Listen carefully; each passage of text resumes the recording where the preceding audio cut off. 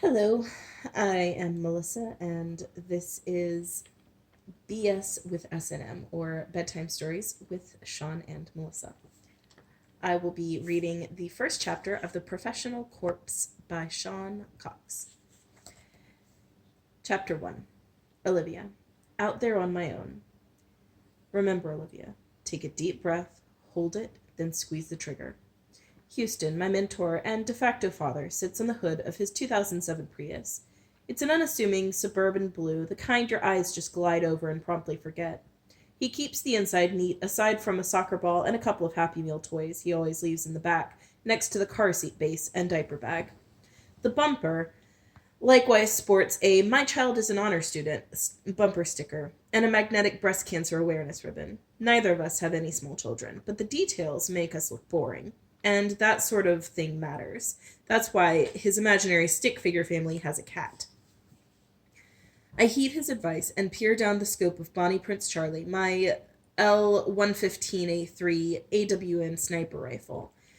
The wind comes in from the southwest at 4.5 kilometers per hour. My target stands about 1,200 meters away in the middle of a Mississippi soybean field. I adjust my sights and put the back of that poor bastard's skull square in the center. Taking the humid southern air into my lungs, I clear my thoughts, still my body, and squeeze the trigger.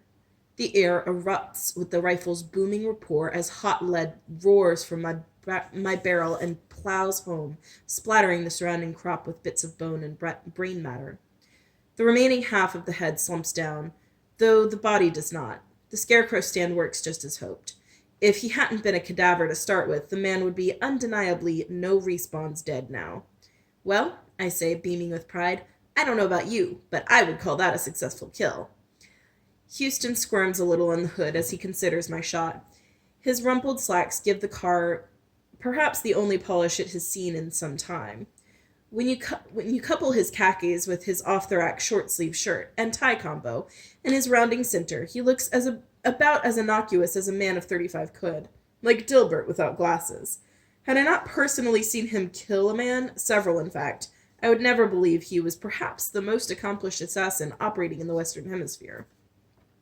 He gives me a working-class shrug, the kind a TV dad gives after a long day at the office, when the kids ask to watch that one cartoon that makes him nostalgic for the good old days. He would be dead, I'll give you that. The shot was sloppy, though. Hollow points are going to leave a mess. That isn't what I meant, Olivia, and you know it. Your bullet placement was off-center by a couple of inches. I took off half the guy's head. Half, agrees Houston, in a way that manages to say he's more right than me. Against a perfectly still target. An inch or two more to the left, and you would have missed entirely. What if he sneezed? The closer you can hit to center, the less likely you are to miss when fluke events spring up on you. I glower at him. One of those epic glowers that only teenagers being told no can pull off. He returns the stare, but there is no wrath or malice. It's a compassionate stare that says, I only want to see you succeed, sweetheart. Two can play that game. I square my feet and plant the barrel of my rifle in the dirt, supporting myself on the shoulder butt. This could be a long face-off, but I've settled in. I can keep this up all day. Respect your weapon, he says, and nods towards my muzzle. Groaning, I pull the gun up again and set about clearing the black delta dirt from the barrel. With practiced precision, I quickly strip my weapon and begin unclogging the muzzle, only half listening as he prattles on. You need to keep your gun clean. Store it properly. When you fire it, listen to it. Feel how it moves. Your gun is your dancing partner. Her recoil is her tango. Learn her steps, dance with her, sway with her, and she will take care of you every time. She? I blurt without realizing. A sniper rifle is the most phallic piece of machinery ever invented by man, anatomically correct sex toys included. Hell, the whole point of one is to shoot your payload without having to get close to anyone. What strikes you as feminine about that? I guess it's just the romantic in me, he says, sliding a knife from his pocket. He rises from the hood of his blue sedan and crosses the long field to the body. I don't know where he gets them, but he insists I practice on real human cadavers. Without one, he often tells me, I'll never learn the right amount of pressure to put on a blade, or the practical difference between a full metal jacket and an open tip. He's probably right. I lean my rifle against the passenger side door and follow him into the field. Need a hand? I ask as I draw near the corpse. I should make you do this all by yourself. He says, You're as bad at body disposal as you are at shooting. That's not, I want to say fair, but one look from him cuts me short. Entirely inaccurate, I finish after much deliberation. He cuts away at the ropes that hold the body up and lets it crumple to the ground. My stomach turns no small amount as it contorts before me. It's half of a head staring me down. What's left of the brain slides out of the skull with a slosh like jello from a bowl, and I just know he's going to make me pick it up. I don't see why I have to learn this. If I'm using a sniper rifle, I'm probably not going to have to dispose of the body. That's a pretty public execution, and if a guy has an aneurysm or gets drunk and drowns in a pool, I don't need a gun, and I don't need to do any cleanup. Accidents are meant to be found. If you want to be a proper killer, you have to get your fundamentals down. You're a prodigy at staging accidents. When it comes to natural causes, you're spot on. But sometimes the client wants to send a message. Sometimes that message needs to be public. But sometimes it's showing their enemies that sometimes people just disappear. What are you going to do then? I want to tell him I'll turn down the job or that I'll figure it out when it comes to it. But I know he won't take either of those answers, and I don't want to let him down besides. Instead, I keep my mouth shut and help him carve the body into 6 major pieces. A few construction-grade trash bags later, and we're ready to head out. Houston reaches into the back seat and pulls out the diaper bag. Without looking, he tosses me the baby wipes to clean my hands and shoves a few diapers into the body bags to soak up any fluids that might drip out. Bloodstains tend to ruin the illusion that this car belongs to a wholesome family. Thanks, I say, and toss the used wipes into the bags, along with the dead guy's splattered plants that had taken too much gore to clean off quickly. As I pull out my rifle's case, I hear the crunch of tires on gravel and turn to see a Coahoma County sheriff rolling up on our location. My heart pounds in my chest like the steady burst of fire from a nice automatic pistol. I'm brandishing Prince Charlie about as openly as any person can, obviously not expecting company. This deep into Delta country, who would? Instead, instinct makes me want to turn quickly and hide it, throw it away like a grenade, anything but stand there holding it. Sensing my fear, Houston gives me a calming nod. We've been over this a million times, baby girl. You know what to say. You take this one. I smile back at him and slip into character. Given the circumstances, I decide to use Reese Witherspoon from Walk the Line. It's one of my better impressions. Leaning the rifle against the Prius, I give the officer a warm southern wave. Reflexively, I constrict my throat a little, shift my tongue back, and ready my country girl accent. What's going on, officer?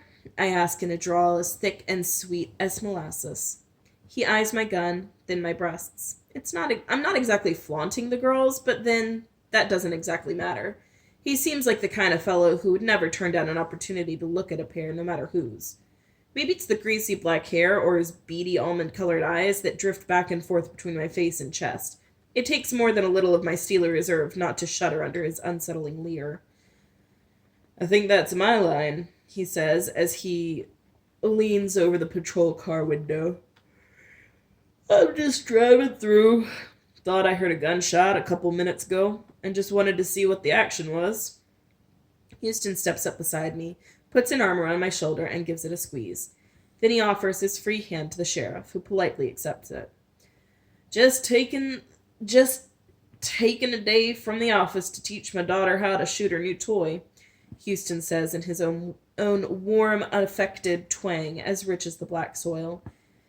Then his expression becomes hard steel wrapped in velvet. My baby girl's a mean shot, Sheriff. You don't need to worry about anyone behaving in any untoward fashion against her. He emphasizes the last words, enough to draw the policeman's eyes off my figure and onto just about anything else. The lawman glances at the trash bags, the diaper bag, the bumper sticker. Got kids, I see? Yes, sir, I say. 2 of 'em. Little boy in 1st grade and a little baby girl. They're with their mom all right now. He eyes my hands and clicks his tongue a little. Not married? No, sir. Their daddy's a good-for-nothing bastard I wouldn't piss on if he was on fire. But he's locked up in Yazoo, so he ain't no concern of mine. Not for a few more years, at least. Well, if you ever need anything. Houston squeezes me tighter and gives the officer another hard stare. I wonder how much of his protective embrace is an act and how much he means it. Don't you worry about that. My baby girl's got the Second Amendment to keep her safe, at least until those godless Democrats take it away. The officer nods, taking the hint. Amen to that. You shoot straight and listen to your old man, little lady. You hear me? And keep those babies of yours safe. Yes, sir, I say, with a warm smile and wave. The sheriff looks like he wants to say something else, but must think better of it, because he pulls his arm back inside the car, rolls up the window, and drives off. Houston has always told me the best place to practice targeting was the South. Sparse population, varied terrain, and nobody bats an eye when they hear a gunshot or see a big-ass rifle next to a baby carrier. I tease him about it, tell him it's all just his thin excuse to get authentic shrimp and grits. It's not until now that I realize the sense of it. The man's a professional through and through, and he knows his trade. I don't know why I never gave him the benefit of the doubt. I pack up Prince Charlie and climb into the passenger side, grateful for the AC and satellite radio. Who knows what sort of godforsaken stuff they play on the FM stations this far away from civilization. I swing up and down the 30s, looking for something good, and luck upon The Killing Moon by Echo and the Bunnymen. Houston pulls himself into the driver's seat. I give him a smile, my eyebrows bouncing as I nod toward the radio. Eh? Eh? I'd call this a pretty auspicious beginning for our bonny Prince Charlie. Houston only shakes his head, so I up the ante, shoulder bumping him, as I belt the lyrics on the top of my untalented lungs. A small groan escapes his lips, and his eyes roll as he cranked the car. What? I asked, about as defensive as they come. Echo and the Bunnies? Bunnymen, I say. How can you not like the Bunnymen? You grew up with them. I grew up with my brother. I don't like him. But, The Killing Moon. I'm sorry, but I don't like the Echo and the Bunnymen. I don't like the Smiths. I don't like The Cure. I don't like any of that new wave crap. The 80s were a vomited mass of black clothes and black makeup and gloom, gloom, gloom. Or its opposite, spandex, Aquanet, inch-thick makeup, leg warmers, and toxic, blinding neon colors, and dumb hair all around. Why you young people get so excited about the 80s, I'll never know. Flush it all and never look back, I say, except for Peter Gabriel. He can stay. Genesis too, obviously. And the Talking Heads. And Peter Gabriel. And Billy Joel. And a lot of the movies. But as to the rest, get thee hence, Satan. I furrow my brow and screw up my lips at him, but not for long. It's a dad's right not to like your music, even if it was his music first. Thanks for my princess present, I say. I really like Prince Charlie. So that what you're naming this one? I nod as I watch the endless fields roll by out the window. Any particular reason? I don't know. He just looks like a Prince Charlie. Yeah, Houston shrugs, his head bouncing a little as he considers the firearm. Yeah, I can see that. I'm glad you like it. So, I ask after a pause, what's the occasion? Can't a guy do something nice for someone just because? They can. You don't. He just gives a non-committal grunt and keeps his eyes on the road.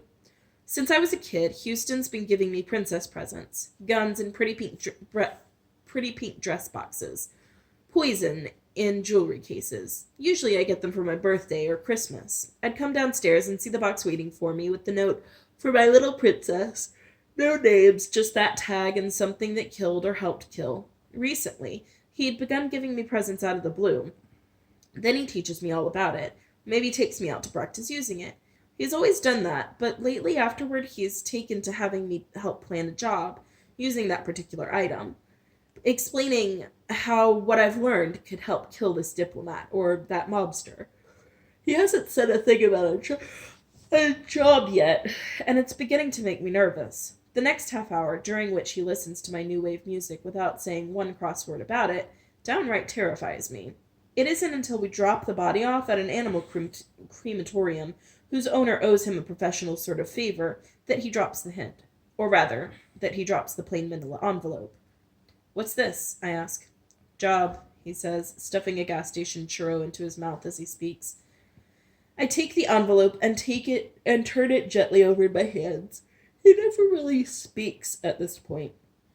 Normally, he waits patiently, all the while slurping down a cup of coffee or chomping away at a pastry as I look over the files. When I'm ready, I'll usually give my take on it, explain how I would apply what I just learned to do a proper job of things. Still, he never waits this long to hand me the contact dossier combo pack.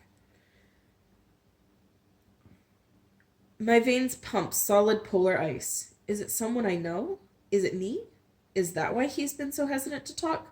Or why he gave me such a lavish gift? An L115A3 is no slouch piece of gear. My hands shake as I undo the clasp, and despite my best efforts to appear calm, an assassin is always calm and collected in the face of danger, I can't help but tear the envelope a little as I open it. My fingers close on the contents, ready to pull it out, but I freeze. I can't bring myself to look at the photograph. Whose is it? I ask, my voice quavering like a leaf in a storm. It's yours, he says. I can hear his voice crack, and I know this contract frightens him as much as it does me. But why? Because it's time. I knew this couldn't go on forever. I knew this day would eventually come. I just didn't expect it so soon. Why is it time? Why now? I want to cry. My mentor, the only father I've ever really known, has a contract on me. Any moment now, he'll try to kill me, and Prince Charlie is too far away to reach, and too large to use in these close quarters. I don't even have Lady Di on me. Lady Di, who isn't afraid to get up close and personal with her subjects. Why would I? When I got dressed this morning, I had no reason to suspect I would need a little 7.65mm pea shooter. Especially not when I was going out to shoot a big dream boat like the Prince. Just look at it.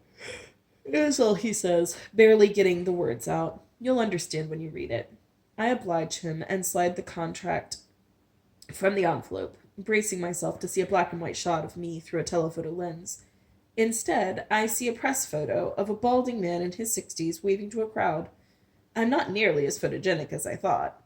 Who is this? I ask, confusion wrapping me up like yellow sponge cake around my creamy relieved center. Bill Thompson, CEO of Thompson's? The big box department store? What did he do to get a hit put on him? Don't know, says Houston, brushing churro crumbs from his lips. Not my business to ask. I keep reading, skimming over the usual stuff: height, weight, blood type, allergies, medications, associates, hobbies, habits. Important stuff, but not the most crucial. I skim down until I see the juicy bit. Client notes. Wow, John Smith sure wants a lot of people dead. Seems like every other job you get is from a fellow named John Smith. We should give him a bulk buy discount. I glance over to see if he cracks a smile, but he wears the same somber face he had when he handed me the envelope. My joke is going down with all the passengers screaming. It's not like him not to respond to a dad joke, especially one that was work-related. I keep reading. Thompson needed to die during business hours, ideally sometime between 10 and 2. Cause of death, accidental or natural. No whiff of foul play. Translation, no body disposal. The job is right up my alley, except there's no room for a sniper rifle or cleanup anywhere in the job. So why the gift? Why the lecture on fundamentals? As if on cue, Houston speaks up. It's yours. Your first solo job. Well, mostly. I've done all the preliminary work. Noted his habits, the places he goes, his associates. The kill, though, that's all you. Falls nicely within your skill set, too. You asked why now. Because I think you're ready. But what about the gun? I won't need it for this job. So you'll have time to practice with it before whatever job you will need it for. Time to fly on your own, little bird. His eyes begin to fill with tears, which he wipes away with a subway napkin. You're just growing up so fast. I am not even remotely used to this sort of open display of emotion from him. It makes me feel all squeamish. I reach over and give him an awkward side hug, and a still more awkward, there. Wait, I say, pulling back. Does this mean I have to move out? Is this just so you can watch TV in your underwear without worrying about me walking in on you? He laughs. No, kiddo. I genuinely think you're ready for this. Inside, I squeal a little and do a happy dance in the passenger seat. Houston gives me a fatherly pat on the back. Getting the place to myself is just a bonus. And that's the end of chapter 1. See you next time.